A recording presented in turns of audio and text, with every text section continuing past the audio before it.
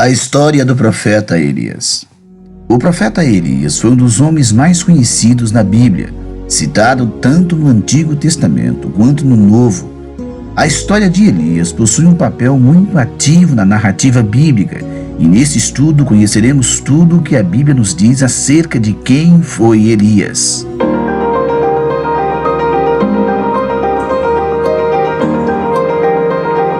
A história do profeta Elias.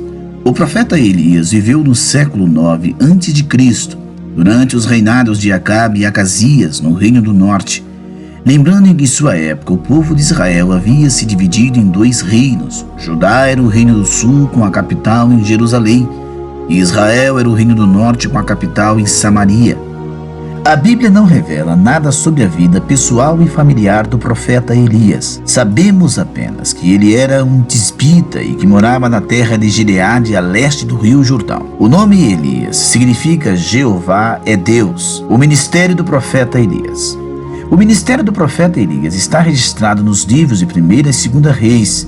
Seu ministério começa sem muita introdução e termina com a descrição da sua ascensão ao céu. Elias profetizou numa época muito difícil da história do povo de Israel do ponto de vista religioso. No tempo de Elias, o reino do norte havia alcançado a sua melhor posição econômica desde que havia ocorrido a separação do reino após a morte de Salomão. O rei Onre, em 885 a 874 a.C., procurou estabelecer boas relações com as nações vizinhas. Ele casou seu filho, Acabe, com Jezabel, filha de Etibaal, rei dos Sidônicos. Esse casal introduziu em Israel a adoração ao deus Baal de Tiro e Sidom. Acabe se encarregou até de construir um templo a Baal em Samaria, em 1 Reis 16:32. Neste contexto de idolatria e paganismo, Elias foi chamado para servir como porta-voz do Senhor Deus.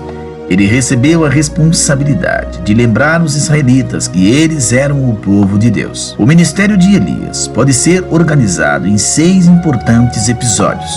O primeiro episódio, o aviso acerca da seca iminente e o seu isolamento.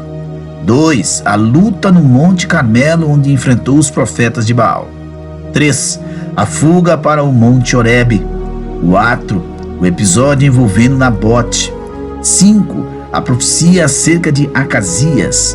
6. Sua traslação ao céu. Elias profetiza uma grande seca. Em 1 Reis, no capítulo 17, temos o registro, sem qualquer introdução, das atividades do ministério do profeta Elias.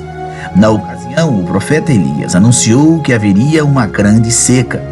E devemos lembrar que Baal era o deus da vida e da fertilidade. Logo, tal seca representava um ataque direto à suposta capacidade deste ídolo de controlar as condições do tempo.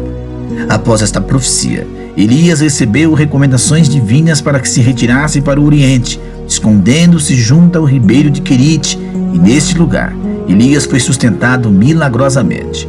A água vinha do próprio ribeiro, mas o pão e a carne eram trazidos por corvo, em 1 Reis 17. A viúva de Serepta. Após o ribeiro secar por conta da severa seca, Elias foi instruído a ir para Serepta, que é de Sidom.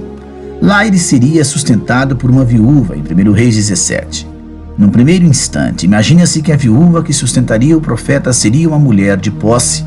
Entretanto, a sequência do texto bíblico nos revela a situação precária em que aquela mulher vivia. De forma milagrosa e providencial, Deus multiplicou a reserva da farinha e o azeite da viúva, até que a chuva voltasse a cair sobre a terra. Ainda no mesmo capítulo, temos o registro da enfermidade que acometeu o filho da viúva e o acabou matando. A expressão "que tenho eu contigo, homem de Deus", demonstra que aquela mulher associou a visita do profeta Elias com a enfermidade do seu filho. Ela pensava que a presença do profeta como homem de Deus havia atraído a atenção divina para o seu pecado. Aquele acontecimento serviria como uma grande prova da identidade de Elias como profeta do Senhor, pois ele orou a Deus e o filho da viúva foi restaurado à vida novamente. Elias e os profetas de Baal no Monte Carmelo. Durante o período da seca profetizada por Elias, a fome castigou Samaria. Nesse período, Jezabel mandou matar os profetas do Senhor. Porém, havia um homem chamado Obadias, oficial de Acabe, que conseguiu esconder alguns profetas. Obadias também foi responsável em intermediar o encontro entre Elias e Acabe. Acabe culpava Elias da miséria em Israel, mas o profeta deixou claro que ele e a sua família é que eram os verdadeiros culpados. Eles tinham pecado contra o Senhor Deus, especialmente por causa da idolatria. E então o profeta Elias convocou toda Israel a comparecer no Monte Carmelo. Naquele lugar, ele confrontaria os profetas de Baal sustentados por Jezabel. Os 450 profetas de Baal e os 400 profetas de Acera foram até o monte. Ali 2 sacrifícios seriam apresentados, um pelos pagãos e o outro pelo profeta do Senhor. Ninguém poderia queimar os sacrifícios, pois o fogo deveria surgir de forma sobrenatural. E o verdadeiro Deus seria aquele que queimasse o sacrifício. Os profetas de Baal fizeram de tudo o que puderam, mas nada aconteceu. Então chegou a vez de Elias, que consertou o altar do Senhor, que estava quebrado, e pediu que derramasse água sobre o holocausto. O profeta Elias clamou ao Senhor e Deus respondeu com um fogo que consumiu o holocausto. Todo o povo de Israel reconheceu que Jeová é Deus. Naquele dia, os profetas de Baal foram mortos e uma grande chuva caiu sobre Israel. Havia chegado o fim do período da seca, conforme Elias havia anunciado. E é nesse episódio também encontramos mais uma demonstração do poder de Deus na vida do profeta Elias. Ele foi capaz de correr à frente da carruagem de Acabe por todo o caminho até Jezreel, e representava uma distância entre 30 e 35 quilômetros do local onde estava. A fuga para o Horebe. Após ser ameaçado por Jezabel, Elias fugiu em direção ao sul. Esse foi um momento de profundo desânimo na vida do profeta. Inclusive, ele chegou a desejar a morte. Entretanto, ele foi divinamente alimentado com pão e água, instruído a seguir em direção ao Horebe, o monte de Deus. A caminhada durou 40 dias e 40 noites, e o profeta foi sustentado apenas pela refeição que havia comido. O Monte Horebe foi o local onde Deus, da aliança de Moisés, se fizera conhecido. Isto indica que a volta de um profeta leal a Deus àquele lugar era muito significativa. No Monte Horebe, Deus deu nova visão e novas instruções ao profeta Elias, e ali ele recebeu 3 incumbências. A primeira era ungir Hazael, rei da Síria. A segunda, ungir Geu como rei de Israel. E a terceira, ungir Eliseu como seu sucessor. O profeta Elias e a vinha de Nabote. Em 1 Reis, no capítulo 21, encontramos mais um grande confronto entre o profeta Elias e a família real. Jezabel havia planejado a execução de Nabote, que não queria abrir mão da sua vinha em favor de Acabe. Além disso, eles haviam ignorado o direito da herança da terra que era garantido na nação de Israel. O profeta Elias anunciou o juízo divino sobre a casa de Acabe e Jezabel, dando detalhes sobre suas mortes e avisando que a sua casa seria destruída. Como Acabe se arrependeu, o Senhor adiou por uma geração a destruição da sua dinastia, mas Acabe e Jezabel tiveram mortes desonrosas conforme a profecia. A profecia contra Acasias. Acasias subiu ao trono, sucedendo a Acabe, seu pai. Em uma determinada ocasião, Acasias sofreu um acidente que o deixou aleijado. Prontamente ele tentou buscar auxílio no deus pagão, ironicamente chamado de Baal-zebub, que significa o Senhor das Moscas.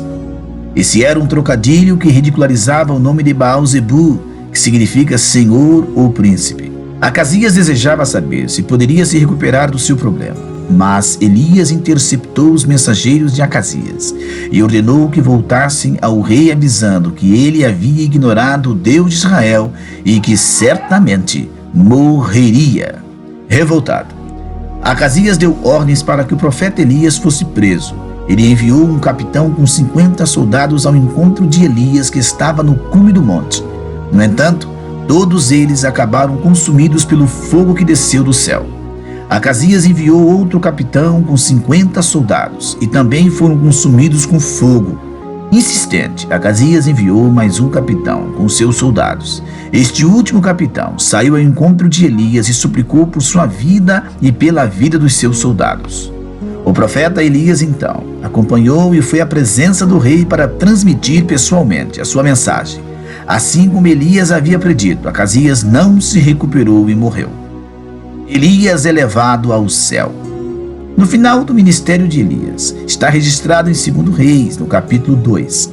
Eliseu e alguns outros profetas perceberam que o ministério do profeta Elias estava chegando ao fim, e ele os deixaria. Por algumas vezes, Elias tentou distanciar, mas Eliseu insistiu em acompanhá-lo.